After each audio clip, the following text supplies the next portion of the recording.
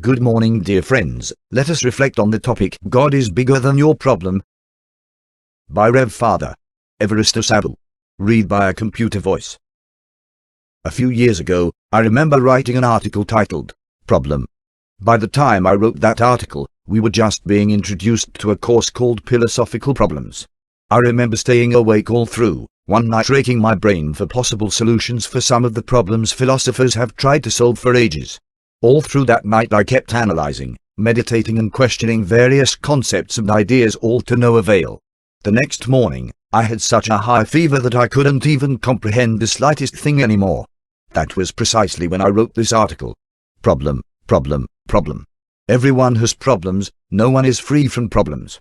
From the cradle to the grave, life is riddled with a lot of problems.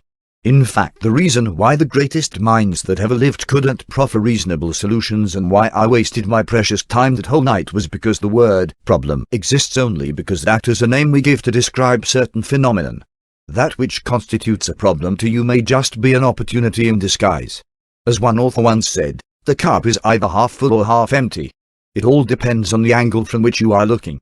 In the gospel passage this morning, Jesus told his disciples that he was going to be delivered into the hands of men and be killed.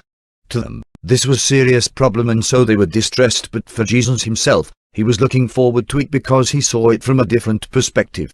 Again, when Peter was questioned by the tax collectors about whether or not Jesus should pay tax, Peter considered it as a problem, but before he could reach Jesus, Jesus already knew what had happened and gave him directive on how to get the money. God is bigger than any problem you can imagine. Situations may look difficult, but with God on your side, you really do not have any problem. May God give us the grace to rise above worldly fear and keep us safe from all anxiety and tension. Amen. Good morning. Be happy. Live positive. Have faith. It is well with you.